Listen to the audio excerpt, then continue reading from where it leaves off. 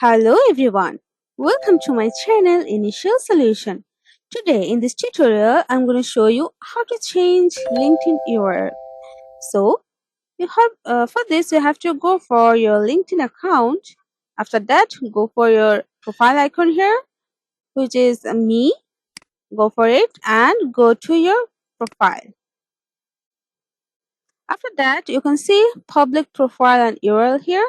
So you have to go for this pen icon here. Okay, after that go for this, tap on it, and you can change your URL from here. Okay, so this is how you can change LinkedIn URL. Hope this video helped you guys. If it did, then please like, comment and share. Subscribe to our channel and don't forget to hit the bell icon for more videos. Thank you.